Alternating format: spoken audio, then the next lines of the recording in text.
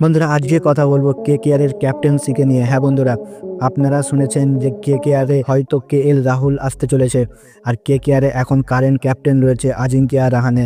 তো আজ কথা বলবো আজিঙ্কিয়া রাহানে ও কেএল রাহুলকে নিয়ে।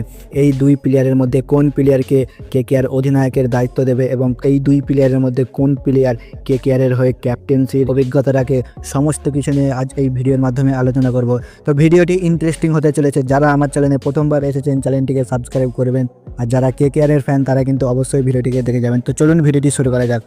বন্ধুরা আপনারা সকলে জানেন আইপিএল 2026 আর বেশি দিন সময় বাকি নেই, তাই কেকেআর চাইবে আইপিএল 2026 শুরু হবার আগে তার নিজের দলকে শক্তিশালী করতে। আর কেকেআর যদি দলকে শক্তিশালী করতে চায় তাহলে কেকেআরকে নিতে হবে একটি ভালো এক্সপিরিয়েন্স এবং ভারতীয় অধিনায়ক। হ্যাঁ বন্ধুরা, কেকেআরের কারেন্ট অধিনায়ক হচ্ছে আজিঙ্কিয়া রাহানে। আর আপনারা তো দেখেছেন আইপিএল 2025-25 আজিঙ্কিয়া রাহানে খুব বাজে পারফরমেন্স করেছে, আর ক্যাপ্টেন্সিও সে কিন্তু খুব একটা ভালো করতে পারছিল না।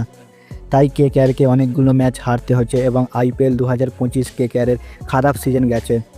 তো এবার যদি কেকেআর কেএল রাহুলকে তার নিজের দলে নিয়ে আসে তাহলে কিন্তু কেকেআরের বেশ ভালোই হবে, কারণ কেএল রাহুলের বয়সটাও কম, তার সাথে কেএল রাহুল এখন কিন্তু কোনো টিমের হয়ে অধীন করেনি। তো কেকেআর যদি কেএল রাহুলকে নিয়ে আসে তাহলে কিন্তু তাকে অধিনায়কের দায়িত্বটা দিতে পারবে, এবং তার সাথে কেএল রাহুল একজন ভারতীয় উইকেট কিপার ব্যাটসম্যান। কেএল রাহুলের একটাই প্লাস পয়েন্ট হলো কেএল রাহুলকে যে কোনো জায়গায় কেকেআর নামালে ওই জায়গাটায় কিন্তু কেএল রাহুল ভালোই খেলতে পারবে। ওপেনিং থেকে শুরু করে 5 নম্বর অবধি যদি নামায় কেএল রাহুলকে, প্রত্যেকটি জায়গায় কিন্তু কেএল রাহুল ভালো পারফরমেন্স করে দেখিয়েছে।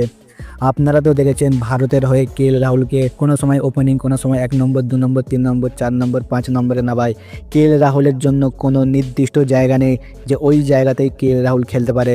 তাকে যে কোনো পরিস্থিতিতে যে কোনো জায়গায় নামালে কেএল রাহুল ভালো পারফরমেন্স করে দেখায়। তাই কেএল রাহুলকে কেকেআর অবশ্যই টার্গেট করবে। এবারে আজিঙ্কিয়া রাহানের কথা বললে, আজিঙ্কিয়া রাহানের অনেক বয়সও হয়ে গেছে, আর হয়তো বেশি আইপিএল খেলতে পারবে না আজিঙ্কিয়া রাহানে। সে হয়তো আর 2 থেকে 3 বছর খেলার পর তাকে রিটায়ার নিতে হবে, কারণ তার বয়স অনেক হয়ে যাচ্ছে। আর আগের মতন আজিঙ্কিয়া রাহানে আর ভালো খেলতেও পারেনি। আজিঙ্কিয়া রাহানের জায়গায় কেএল রাহুলকে নিলে কেকেআরের অধিনায়কের দায়িত্বটা ভালোই করতে পারবে কেএল রাহুল।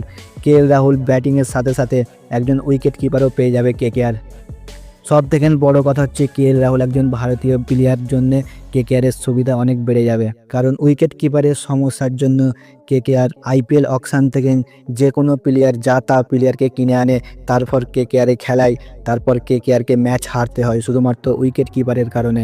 শুধুমাত্র একটি উইকেট কিপার ছিল যে কেকেআরের হয়ে ভালো পারফরমেন্স দেখিয়েছে এবং কেকেআরকে চ্যাম্পিয়ন করেছে, সে হলো ফিল সল্ট। তো ফিল সল্টকে ছেড়ে দিয়েছে কেকেআর, এটা কেকেআরের সব থেকে বড় ভুল ডিসিশন ছিল। ফিল সল্টকে হয়তো কেকেআর আর কোনো দিন পাবে না, কিন্তু ফিল সল্টের কথা ছেড়ে দিতে হবে কেকেআরকে, তার জায়গায় অন্য কোনো প্লেয়ারকে নিতে হবে কেকেআরের কাছে। তো বন্ধুরা আপনারা কমেন্ট করে জানান কেএল রাহুল ও আজিঙ্কিয়া রাহানে এই দুই প্লেয়ারের মধ্যে কোন প্লেয়ারকে আপনারা কেকেআর দলের অধিনায়ক হিসাবে দেখতে চান, কমেন্ট করে জানাবেন। এবার থেকে এই চ্যানেলে প্রত্যেক দিন ভিডিও আসবে কেকেআর রিলেটিভ এবং আইপিএল রিলেটিভ। তো আপনারা আমার সাথে থাকবেন আর চ্যানেলটিকে সাবস্ক্রাইব করে রাখবেন, কারণ এখানে সমস্ত কিছু ভিডিও কেকেআরের পেয়ে যাবেন। কিছুদিন পর থেকে প্রত্যেক ভিডিওতে একটি করে প্রশ্ন দেওয়া হবে, আর ওই প্রশ্নের যে উত্তর সঠিক দেবে তার নাম পরের ভিডিওতে নেওয়া হবে এবং তার চ্যানেলটাও ওই ভিডিওতে দেখানো হবে। তো তাই আপনারা চ্যানেলটিকে সাবস্ক্রাইব করে রাখুন প্রত্যেকটি প্রশ্নের উত্তর দেওয়ার জন্য। আবার অন্য কোনো ভিডিওতে দেখা হবে অন্য কোনো টপিক নিয়ে। ধন্যবাদ।